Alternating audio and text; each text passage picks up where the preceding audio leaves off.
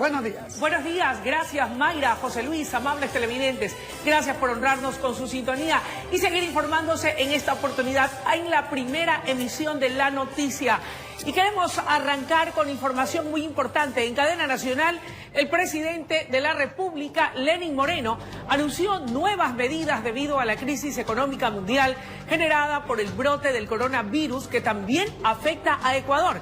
Entre las medidas destaca el recorte presupuestario adicional de 1.400 millones de dólares. La ampliación de esta noticia en la siguiente nota. Al momento, el precio del barril de petróleo se cotiza en $33, a raíz del temor mundial por el avance del nuevo coronavirus. Esto repercute en la situación financiera de Ecuador. Por tanto, el presidente Lenín Moreno adopta nuevas medidas económicas que anunció en cadena nacional. En primer punto, una relacionada a la austeridad. Ahora haremos un recorte presupuestario adicional de 1.400 millones de dólares, sí, 1.400 millones de dólares, de los cuales 800 millones serán en bienes y servicios y 600 millones en bienes de capital. De más está decir que la salud no entra en este recorte. Adicionalmente mencionó la eliminación de ciertas instituciones. Eliminaremos la Secretaría de Juventudes, 4 agencias de regulación y control, 3 institutos, 3 empresas públicas, 4 secretarías técnicas y la empresa de medios públicos. Ahora los servidores públicos aportarán de manera temporal un pequeño porcentaje de su salario. He tomado esta decisión para no tener que hacer despidos masivos de funcionarios. No quiero afectar a decenas de miles de familias.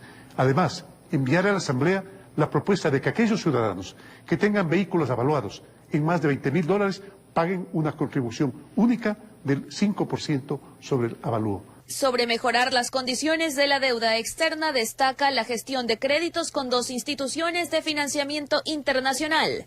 Por 2.000 millones de dólares, con plazos y tasas en mejores condiciones que con las que ahora podemos acceder en los mercados internacionales. Y en un tercer punto, vamos a incrementar en 0,75% las retenciones en la fuente de impuesto a la renta en las empresas, como por ejemplo las del sector bancario, petrolero y telecomunicaciones. Con ciudadanos, tengan confianza en nuestro sistema financiero. Qué bueno que hoy contemos con el apoyo de la Asamblea para tramitar la reforma al Código de la Planificación y Finanzas Públicas con el carácter de económico urgente.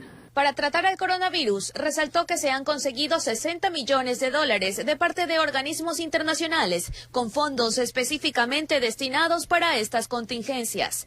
Informó Adriana Peralta. Y a propósito del anuncio presidencial, importante indicar que el ministro de Finanzas, Richard Martínez, solventó las declaraciones del primer mandatario Lenín Moreno en torno a las decisiones económicas que regirán en el país frente al shock externo que también azota al Ecuador. En este sentido, puntualizó sobre las medidas de autoridad, austeridad y el mejoramiento de las condiciones de la deuda externa. Veamos. Durante la rueda de prensa se destacó que el abrir diálogos fue fructífero para tomar las decisiones económicas que necesita el país. En ese sentido, se resaltó el esfuerzo del propio Estado. El objetivo, en este caso, el nivel de ahorro que nosotros podemos conseguir está entre los 250 y 300 millones de dólares. Se ha hablado de contribuciones específicas, progresivas en función del nivel salarial, se ha hablado de horas de trabajo, se ha hablado de recortes adicionales en ciertos grupos de salarios altos. Si bien el anuncio se lo efectuó el martes pasado, será este miércoles que se complementará los puntos definidos para cada sector. Uno de esos escenarios es la propuesta de aquellos ciudadanos que tengan vehículos avaluados en más de $20.000 dólares para que paguen una contribución única del 5% sobre el avalúo. Así también se analizó la focalización de subsidios. Nosotros hemos decidido avanzar con el proceso de focalización. Las propuestas tecnológicas, nosotros estimamos que en los próximos 15 días pudiera ya estar estructurados los términos de referencia para la contratación de la empresa que va a hacer o el operador que va a centralizar toda la data y luego la operación. En el camino de la optimización, donde se prevé un recorte presupuestario de 1.400 millones de dólares, se encuentra la eliminación de varias secretarías de Estado y empresas públicas, en donde constan también los medios públicos. De esto quedó entendido que será el Ministerio de Trabajo quien debe explicarlo. Yo preferiría que este tema lo responda formalmente el Ministerio del Trabajo, encargarle al Departamento de Comunicación que respondamos por favor esto cuanto antes para que los amigos periodistas tengan la respuesta concreta de este asunto que veo que es de algún interés alto en la sala. Otro de los temas topados un poco más a detalle fue sobre el mejoramiento de la deuda externa, pues según se conoce se estaría gestionando un crédito por $2.400 millones con financistas internacionales. Son operaciones que ya tienen procesos precontractuales establecidos que nos permiten garantizar que esos recursos van a llegar. En este momento se está avanzando en la documentación para pasar por el comité de deuda y luego nuestra expectativa es que ese financiamiento pueda arribar a finales de este mes y también o a inicios del próximo. Con estas medidas se prevé mejorar en algo la situación que el país atraviesa debido al panorama económico externo, influenciado por la caída del precio del barril de petróleo y el problema del COVID-19, informó Javier Rosero. Y a propósito, el exministro de Finanzas, Fausto Ortiz, se mostró optimista con las medidas anunciadas anoche por el gobierno. Además, respaldó el aporte salarial que realizarán los servidores públicos, alternativa que el régimen plantea para evitar que se queden sin empleo. Carlos Julio Gurumendi nos tiene los detalles.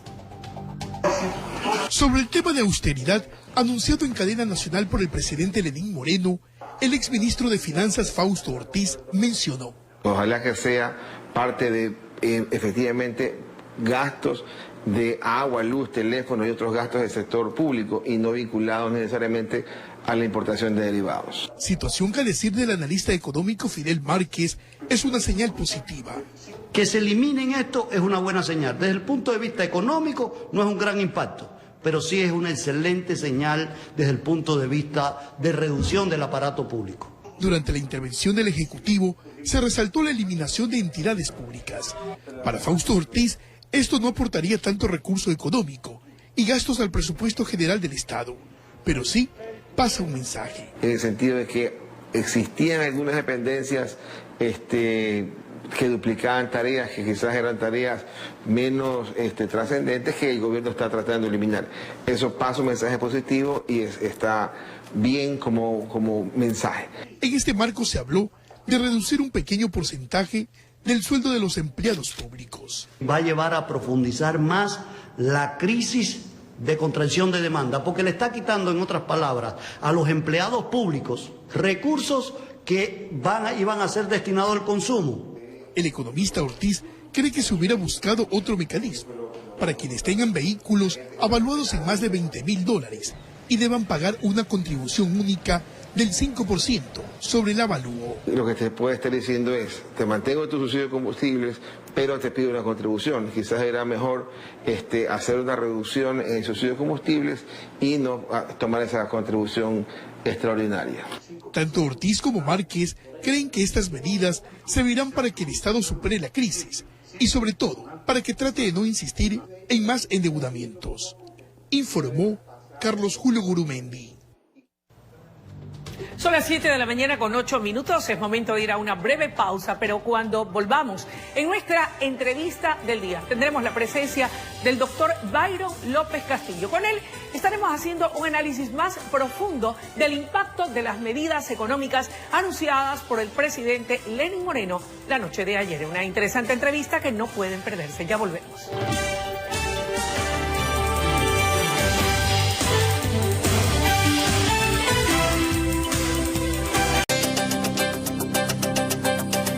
Televidentes, y como lo habíamos anunciado, damos la cordial bienvenida en nuestros estudios al doctor Byron López Castillo, columnista de uno de los más importantes diarios del país, precisamente para analizar más a profundidad el impacto de las medidas económicas anunciadas anoche por el presidente Lenín Moreno. Doctor, qué bueno que nos acompañe, buenos días y bienvenido. Seguramente, como el resto de ecuatorianos, usted escuchó con mucha atención el anuncio hecho por el presidente de la República en cadena nacional. ¿Cómo lo vio usted? ¿Qué tal le pareció el mensaje y qué señales le dio? Muy bien, muchas gracias. Buenos días, señoras y señores. En primer lugar, hay que indicar con toda claridad que el problema económico no solamente es del Ecuador. El problema económico es de carácter universal por una serie de factores que el tiempo no nos permite entrar en un análisis más profundo. Así es. Pero tocante al Ecuador, el mensaje que mandó el presidente de la República anoche tiene algunos aspectos positivos. En primer lugar, reconocer que hay una crisis es importante para un gobierno que reconozca que existe una crisis. Grave sería que oculte o que trate de desvirtuar esta crisis. Crisis provocada por factores que no son dependientes del Ecuador. El problema del coronavirus es un problema que gravita enormemente en la economía. El problema de la baja del petróleo no tiene la culpa el Estado ecuatoriano, es una pelea, discusión, como quiera llamar a usted, entre Arabia Saudita y Rusia, que quieren predominar el uno sobre el otro a costa del sacrificio de los demás pueblos. Todas estas cosas las enfocó el presidente, invocando entonces la necesidad de que haya un entendimiento nacional y otra parte buena de su mensaje. Este es el momento en que los ecuatorianos debemos actuar unidos, no solamente en la teoría, sino en la práctica. ¿Esto quiere decir, doctor, que debemos dejar de lado las posturas o defensa de posturas ideológicas o pensando políticamente de cara al proceso electoral que se avecina? Ojalá haya esa manera de pensar, que es la mía, ojalá no esté solo. Es el instante en que todos debemos arrimar el hombro, como se dice popularmente, para sacar adelante este país. No tenemos que ser muy tremendistas, ni crear pánico y miedo en la sociedad. En este instante hay un pánico colectivo mundial por el coronavirus y no fomentemos nosotros ese pánico con este problema que estamos viviendo. Ahora, doctor, y aunque usted no es experto en temas económicos, pero tiene mucho sentido y criterio común, yo quiero irme un poco al tema del impacto político que puedan tener o que puedan derivar medidas como estas.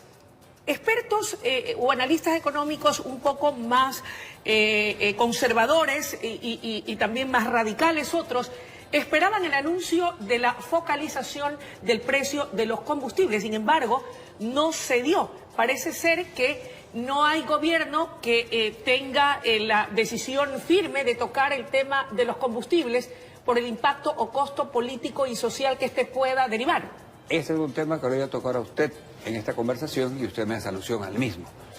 El gobierno dio un paso bueno hace poco, en octubre, cuando pensó focalizar el problema de los subsidios al combustible.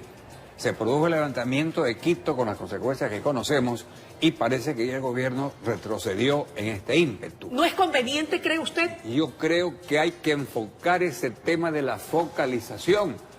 Los gobiernos no habían querido meterse porque pierden popularidad. Políticamente hablando no es conveniente. Así es, pero conviene desde el punto de vista económico y financiero. Entonces, un presidente de la República, un hombre que se sienta estadista, tiene que pensar en el futuro del país y no en las elecciones inmediatas o en su popularidad. Doctor, tal vez el error fue no haberlas tomado de entrada, cuando recién se posesionó. Queda muy poco de este gobierno y probablemente, usted es el analista, no yo, los episodios de octubre son los que lo frenan a este o a cualquiera otro que hubiese estado sentado allí, de pensar que pueda provocarse un hecho semejante al que ya vivimos en octubre, en donde el país se incendió. Hay un pensamiento que yo lo sigo. Sí. El pasado no se modifica. Si no hizo ahí el gobierno oportunamente, no le podemos decir que por qué no hizo. Como también por qué hizo y por qué no hizo acá. Hay que pensar hacia adelante. Ok, ¿es el momento? ¿Se pudo haber hecho? El momento es este. En octubre era el momento. Lógicamente que se asustó el gobierno con el levantamiento popular de Quito, que fue orientado a otro tema de ¿Y por qué no cree que lo tomó ahora? Ahora debía haberlo tocado y debemos de exigir que lo toque, porque ahí salen grandes cantidades de millones de dólares para el erario nacional. ¿Cómo lograrlo? ¿A través del diálogo? Una conversación, un diálogo. Pero sí, ese ya fracasó. Mire usted que la CONAIE primero se sentó, dijo que iba a dialogar, se firmó el acuerdo de paz, pero luego se han hecho a un lado y no participan de esas conversaciones. Ahí es cuando se ve la estatura de un estadista. Vengan a conversar por el país, no por los indígenas, ni por la derecha, ni por la izquierda, ni por los exportadores, ni los importadores. Por el país, tanto que se perdona el país. Todos hablan del país para aplausos de la barra en las elecciones, pero no se hace nada en cuanto a pensar en verdad en lo que hay que hacer por el país. La gente está hambrienta, perdónme la expresión, de encontrar un líder, un movimiento, alguien que le diga yo quiero hacer esto por el Ecuador, no ahora, por mí. El día de ayer, en este mismo espacio, el economista Francisco Suet dijo algo que yo quisiera rescatar y que quiero también su opinión al respecto, ya que usted es experto en temas políticos, y él dijo, el Ecuador tiene salida, pero esa salida implica un sacrificio, indistintamente del costo que tenga. En ese sentido, ¿qué debemos cambiar o modificar en nuestra mentalidad los electores al momento de escoger a quien será nuestro futuro gobernante? En septiembre, octubre estarán inscritas las nuevas candidaturas. Yo comparto con Pancho el criterio, todo tiene solución, solo la muerte no tiene solución. Hemos pasado por momentos muy críticos en el Ecuador, para que hacer un análisis retrospectivo de la historia, momentos muy duros y hemos salido adelante. Así es. Es un país distinto a otros países, el Ecuador. En la idea que tengo, yo pienso que este es un país diferente a los demás. ¿Qué debemos considerar los electores? Lo que usted decía en este momento, tenemos necesidad de exigir a los futuros candidatos y pretendientes al poder que le ofrezcan al país un cambio, no de un año o dos, un plan de gobierno, una plataforma de trabajo con miras al 2030, 2040, para entonces sí poder enrumbar el país, porque solamente se piensa en elecciones, como dijo Churchill, y no en generaciones, vamos de fracaso en fracaso. Pero cuando la propuesta no es popular y no seduce al pueblo, ese no es el candidato favorito, pues. Al pueblo hay que educarlo, que no caiga en la trampa del populismo, del vendedor de serpientes, del encantador de figuras que no son convenientes para el país. El pueblo hay que educarlo, tiene que ser aquí en un momento dado un líder, hombre o mujer, no interesa, no cuestión de pantalones o de faldas, un líder o un movimiento político bien orientado que le diga al pueblo ecuatoriano, esta es la solución a largo plazo. Ok, es decir que aquel que ofrezca maravillas y decir que va a solucionar el problema sin medidas de ajuste y sin la contribución y el apoyo de todos los ecuatorianos estaría engañando al pueblo. Así es, lo va a engañar, y que el pueblo no se deje engañar. Lo de Pancho Sué de verdad.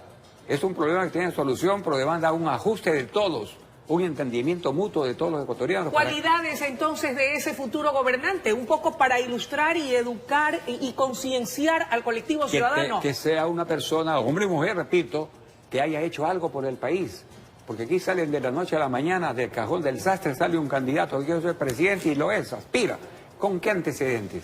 Tiene que presentarse una persona que diga, yo he hecho esto por el país y pienso así, con un plan concreto, definitivo, claro, que el pueblo lo entienda para que sea esa la persona que pueda aspirar a gobernar este país. ¿Qué país va a recibir, cree usted, el futuro gobernante, indistintamente de su ideología, indistintamente de su trayectoria o experiencia, doctor? Un país un poco maltrecho, pero con un gran porvenir. Esa es mi impresión como ecuatoriano en la edad que tengo. Este es un país que es como el corcho, no se hunde aunque lo quieran hundir, y ahora no se va a hundir con este problema. Doctor, hemos pasado peores momentos. Sin duda. Sí, y hemos salido adelante. Doctor, sin embargo, ¿cuál cree usted, dadas las experiencias que hemos vivido en los últimos 20 o 30 años, que deberán ser, más allá de esas cualidades que usted señala, debe ser un hombre de tendencia de izquierda, debe ser un hombre de tendencia de derecha, debe ser un hombre de centro izquierda o centro derecha o de centro? ¿Cuál debe ser la ideología o esto no es un tema de ideología? Este no es tema de ideología, este es un tema de pragmatismo. Los chinos en este momento, ¿qué están haciendo? Tienen un capitalismo de Estado, comunistas, pero son capitalistas de Estado. Hay un pensador francés que dice una frase que yo la repito, cuando le dijeron, hombre de izquierda, le dijeron, tú has cambiado de manera de pensar. Él dijo, no, yo no he cambiado la manera de pensar. ¿Sí, no? Las circunstancias que me rodean son las que han cambiado. Y eso me obliga a que yo piense de otra manera. Así es como deben entender los políticos. Ya no hay derecha ni izquierda, olvídense. Aquí hay una política pragmática. Y si eso confunden con ser oportunista, una gran equivocación. Pragmatismo es practicidad. ¿Qué debemos hacer prácticamente? No importa derecha, izquierda, centro, rojo, verde, azul, amarillo. Un plan de gobierno pragmático, concreto, orientado al beneficio de la sociedad. Algo así como que no importa el color del gato con tal de que case ratones. Así dijo el chino también. Bueno. Así es. Gracias, doctor, por su presencia y por este análisis que nos invita a reflexionar a muchos sobre la importancia de no dejarnos seducir por esos encantadores de serpientes, sino escoger bien. Que tenga usted un segundo más. Un segundo, dice el productor. No caigamos en la trampa del miedo y del pánico. El Ecuador sale porque tiene que salir, porque tiene una estructura distinta a otros países. Mi manera de pensar es eso. Gracias. Amigos televidentes, ha sido la intervención del analista político, el doctor Byron López Castillo, presente esta mañana aquí en La Noticia, primera emisión. Es momento de ir a una breve pausa y enseguida regresamos con mucho más aquí en La Noticia. Ya volvemos.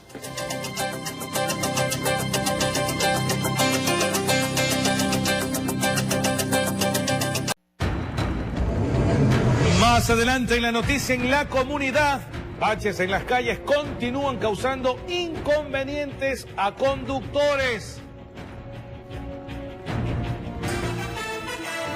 Y además, en nuestro segmento Preguntando al Experto, conversaremos con el analista económico Jorge Calderón sobre las recomendaciones para sacar provecho del 14º sueldo.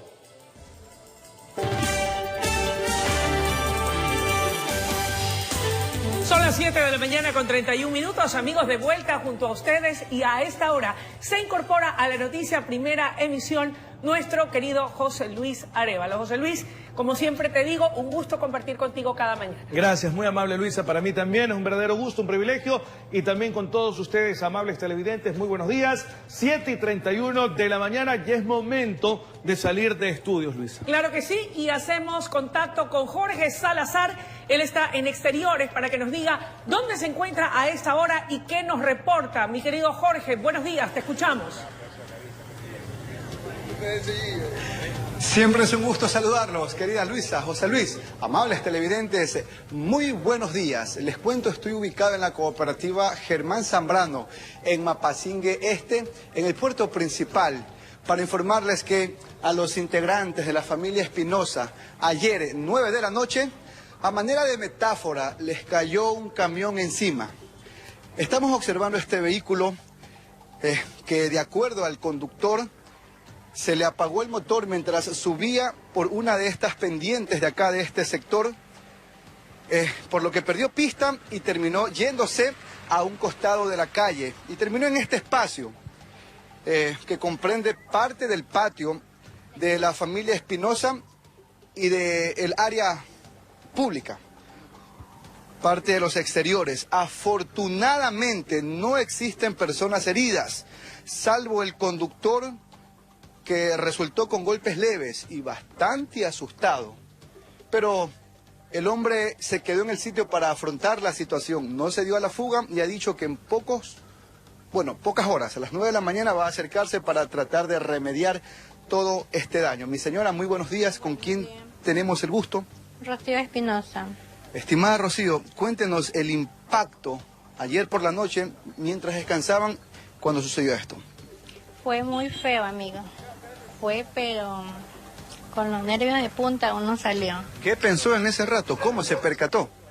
O sea, que sonó feísimo. Yo pensaba que mi hijo había salido afuera a sembrar. Y antes no fue así, gracias a Dios no fue así. Ya. Bueno, vemos que algunas paredes están destruidas, parte del cerramiento. ¿Cuánto más o menos sería la afectación aquí que tiene que reconocer el dueño o el conductor del camión? El dueño me dijo que él venía con el maestro, con los materiales a las 9 de la mañana, que él mismo se encargaba de todo. Existen dos versiones. Una, que se apagó el motor mientras el carro subía por esta pendiente. Otra, que se le fueron los frenos. Sin embargo, ustedes manifiestan que no es la primera vez que ocurre esto en este sector. Cooperativa Germán Zambrano. Sí. O sea, aquí en mi casa sí es la primera vez, pero más allá también ha habido eso. ¿Por qué razón, mi señora? Por la calle que está así media rebalosa la calle. Listo, gracias. Amiga, buenos días, coméntenos.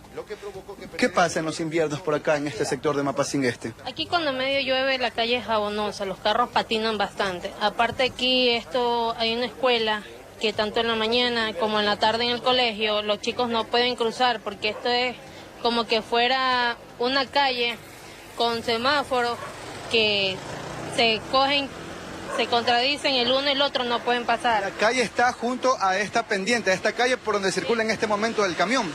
Claro.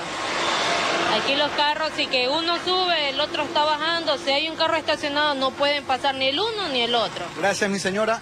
Y efectivamente aquí la calle o la pendiente es bastante considerable. Tal cual va este camioncito, circulaba el vehículo siniestrado ayer por la noche. Dos hipótesis, o se le fueron los frenos o se le apagó el motor y no pudo maniobrar el vehículo y terminó en este sitio. Bastante difícil retirarlo del lugar. Coincidencialmente más atrás nomás está ya una calle, allí está la vía pública probablemente. Sacrificando el árbol de mango, podrían retirarlo de este sitio. A las 9 de la mañana se va a hacer presente el conductor para llegar a un acuerdo y poder llevarse el carro hasta su domicilio, hasta el taller para arreglarlo. Esa es la información entonces, querida Luisa, José Luis, amables televidentes, por favor, está lloviendo, mucha precaución al momento de conducir, que los vehículos estén en óptimas condiciones para evitar este tipo de situaciones. Fuerte abrazo. Gracias, Jorge, por tu información. Así tal como tú lo dices, hay que tener las precauciones del caso porque en este momento se pone todo como jabonoso, el polvo con la lluvia, es terrible. Pero si la información así la amerita, nosotros vamos a estar más adelante contigo. Mientras tanto, vamos a seguir con más informaciones. Claro que sí, queremos contarles ahora que 2 nuevos casos de coronavirus se reportan en el Ecuador, con lo que el número de contagiados se incrementa a un total de 17. Ambos pacientes presentan síntomas leves y están aislados en sus domicilios, uno en el Guayas y otro en Los Ríos. Además, permanecen con vigilancia epidemiológica.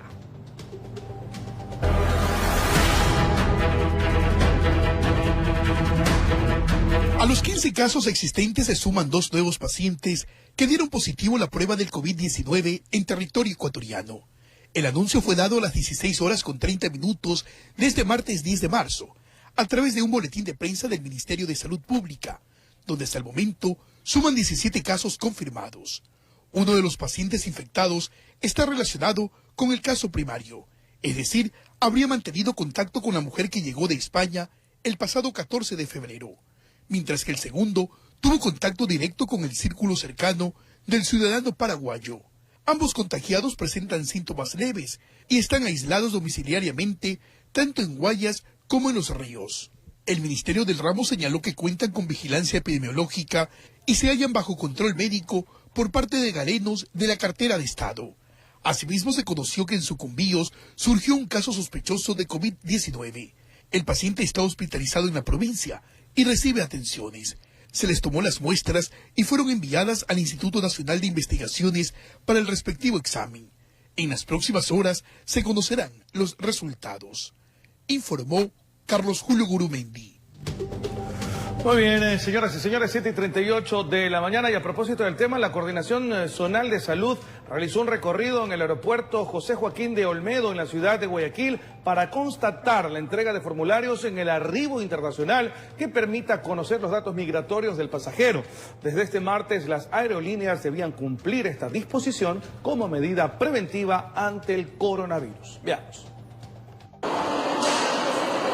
El coronavirus sigue alterando la cotidianidad de los espacios de afluencia masiva, pero este martes el Ministerio continuó con la inspección de las disposiciones. Ahora tenemos el formulario del viajero, el cual detalla los datos más importantes como el sitio de donde provienen, el tiempo de estadía. La semana pasada difundieron una lista de países con mayor incidencia, como China, Tailandia, Irán, Italia y España. Bueno, todos los pasajeros están haciendo la entrega de este formulario. De los pasajeros que vienen de países donde está en mayor incidencia el número de casos, se le hace un seguimiento específico. Esta pareja de ecuatorianos llegó de Estados Unidos, donde permanecieron 6 días de vacaciones. Aquí en Bogotá sí fueron que nos hicieron de tomar una foto, nos estaban midiendo la temperatura y todo eso.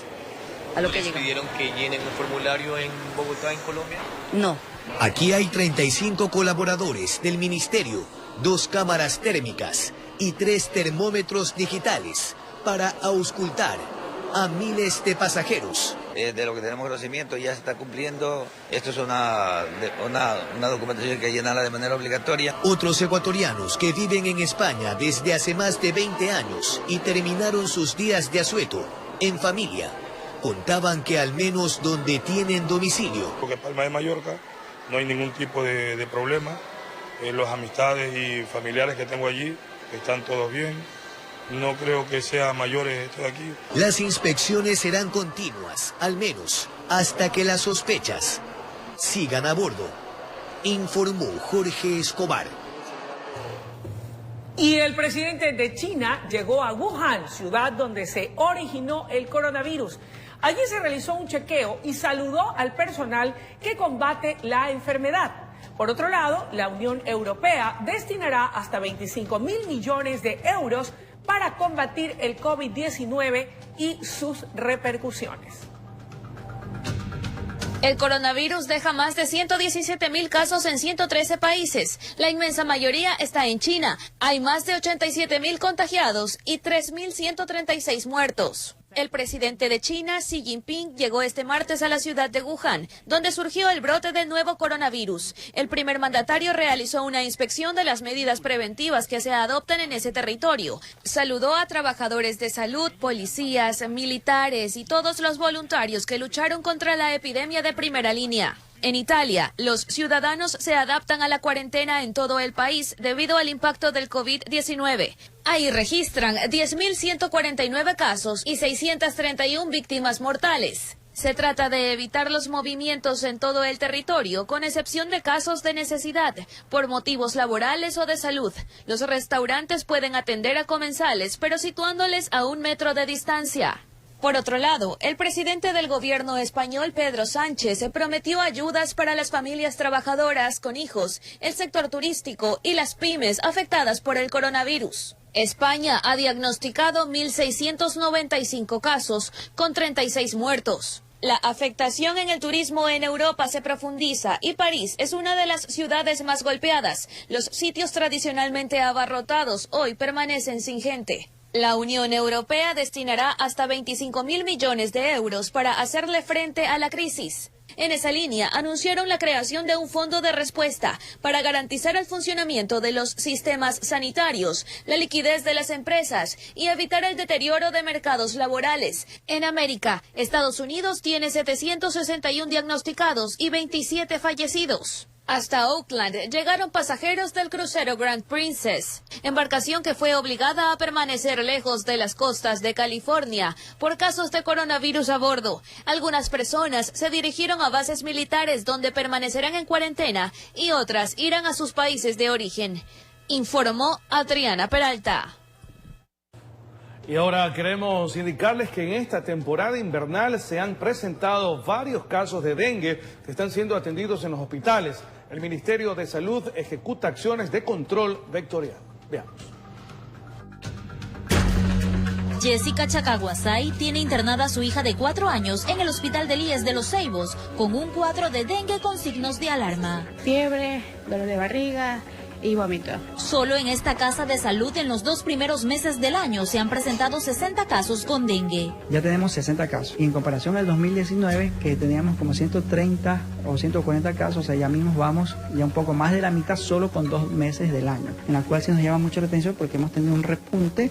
El dengue es una enfermedad vectorial transmitida por la picadura del mosquito Aedes aegypti, cuyos síntomas son fiebre de más de 38 grados, dolor de cabeza, dolor detrás del globo ocular, dolores musculares, vómitos, rash o erupción cutánea tipo sarpullido. El dengue se puede presentar en 3 fases. Sin signos de alarma, dengue con signos de alarma y dengue graves. Si es mal tratado o no es diagnosticado de una manera correcta, el paciente puede incluso llegar al fallecimiento con un dengue grave. En muchas ocasiones, estos pacientes que han terminado con un dengue grave es porque se automedicaban. De ahí la importancia de tomar medidas de prevención. Tener sus patios delanteros y posteriores libres de cualquier recipiente, de cualquier material que pueda almacenar agua.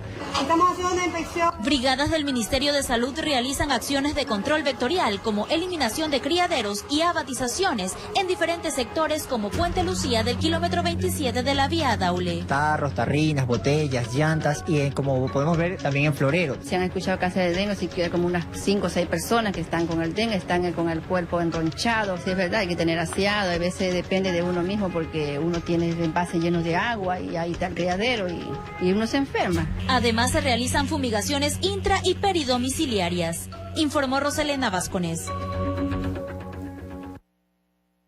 Lávese las manos frecuentemente. Utilice un desinfectante o alcohol para más higiene. El lavarse las manos matará el virus si éste se encuentra alojado en ellas.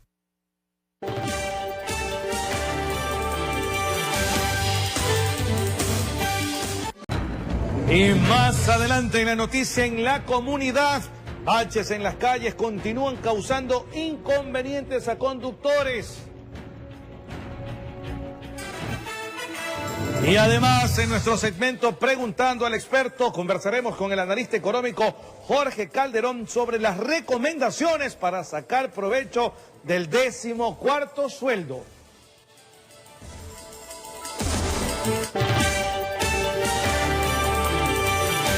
Hoy estamos de vuelta, amables televidentes, 7:51 de la mañana, 7:51 de la mañana, y vamos a seguir nosotros con más información, mi querida Luisa. Claro que sí. Contarles que miembros del Cuerpo de Bomberos rescataron a una menor de aproximadamente 3 años, quien estaba encerrada en un vehículo estacionado en el Parque Samanes, al norte de Guayaquil. Averiana Méndez nos cuenta detalles de este caso.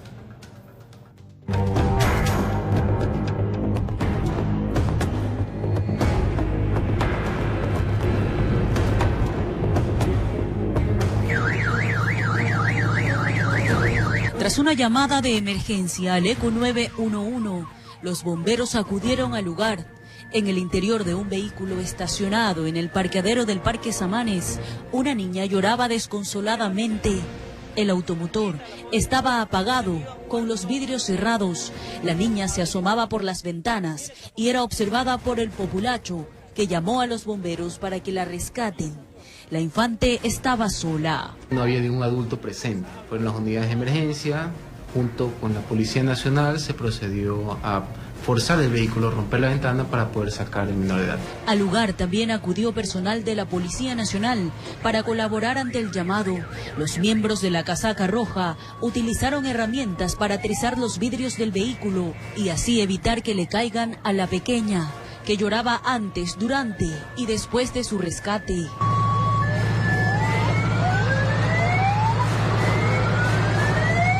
Se desconoce cuánto tiempo estuvo el niño adentro, sin embargo, la rápida acción evita de que exista cualquier tipo de lesión. Una vez afuera y minutos posteriores a su salida, llegó el padre de la pequeña, que según testigos explicó que desconocía lo que ocurría. Posiblemente su hija de 3 años habría ingresado al liviano vehículo a escondidas, por lo que él se bajó y fue a realizar deportes a una de las canchas del parque sin percatarse de que su niña estaba adentro. Recibe valoración médica inmediatamente por parte de los paramédicos de la ambulancia que atendió. O sea, si se encontraba estable, significa que no fue una casa asistencial. Los bomberos recomiendan nunca dejar a menores de edad dentro de los vehículos por la carencia de oxígeno que podría dejar consecuencias lamentables. La pequeña se encuentra bien y se conoce que su padre rindió versión ante la policía para explicar lo ocurrido. Informó Adriana Méndez. Terrible situación, 7:53 de la mañana, y nosotros vamos a cambiar de tema para contarles que asesinan con varios impactos de bala a un hombre en las calles Capitán Nájera y la 21 al suroeste de Guayaquil. Las cámaras de seguridad del sector serían el principal aporte para la información suficiente para dar a conocer la identidad del autor de este crimen. ¿Está vivo? No, está muerto, no. ¿Ah? Para los vecinos de la 21 y Capitán Nájera, la acción fue tan rápida que no hubo tiempo para luchar por la vida del afectado. Israel G., de 36 años, ya se encontraba amenazado de muerte, por lo cual procuraba mantenerse dentro de casa durante las noches, pero el calor del invierno lo obligó a salir de su hogar para bajar la temperatura con una bebida bien helada. Se encontraba en la esquina consumiendo bebidas alcohólicas y sustancias sujetas a fiscalización, por lo que se acerca una persona encapuchada a pie, la misma que saca a relucir un arma de fuego y procede a disparar contra la humanidad de esta persona, provocándole aproximadamente 4 disparos en la parte de la espalda. Justo en la esquina donde ocurrió este crimen existen estas 2 cámaras de videovigilancia. La DINASED ya se encuentra explotando esas imágenes a fin de obtener características que permitan determinar la identidad del autor del suceso. Un amigo más aquí del bar. Creo que él tenía problemas con alguien. Sí, es asunto de narco. Se conoció que el afectado ya contaba con 2 antecedentes por el delito de robo y tenencia de sustancias sujetas a fiscalización. Informó José Morales. Y en Guayaquil, varios motociclistas y ciudadanos consideran positiva la ampliación del horario que prohíbe la circulación de 2 hombres en una moto, que desde la próxima semana será hasta las 7 de la mañana. La alcaldesa Cintia Viteri explicó que tras un análisis se determinó que la mayoría de robos se cometían después de las 4 de la mañana. La tentación. Lo decidieron tras varias horas de análisis en la mesa de seguridad. Y aunque ampliar el horario que prohíbe el traslado de 2 hombres en moto es una acción compleja, en la balanza de las prioridades ciudadanas no hay poca conciencia. Porque se cae mucha delincuencia que hoy en día hay en la vida, que corremos peligro hasta incluso nosotros mismos los motorizados, con tanto esfuerzo que tenemos en nuestro vehículo. Porque se evita bastante los robos y... aunque también la pueden hacer 2 mujeres. Una ordenanza vigente desde 2017 limita la circulación a partir de las 19 horas hasta las 4 de la mañana. El gobernador Pedro Pablo Duarte había enviado una carta sugiriendo la prohibición sea durante 24 horas. La alcaldesa explica por qué se decidió aumentar solo 3 horas. Luego de revisar estos datos, se estableció que entre las 5 y 7 de la mañana el pico es altísimo. Y es obvio, la gente sale a trabajar, la gente sale a estudiar. Será ejecutada por la ATM. En un comunicado, Duarte dijo, nos alegra que el debate y análisis den sus frutos. Hacemos votos para que finalmente se llegue a prohibir durante 24 horas. La gente utiliza la moto como medio de transporte. Está la mensajería, están las compras por teléfono, es el comercio a través de las motos. Se bajan, le quitan las cosas a uno y el otro lo está esperando y el parrillero se monta y se va. No me parece en realidad, porque tenemos también familias, hijos que transportarlos. Hay videos en donde ustedes mismos como prensa y redes sociales viralizan y de alguna manera hacen público. Iniciarán el próximo lunes 16 de marzo para que ningún motociclista pase inadvertido. Informó Jorge Escobar.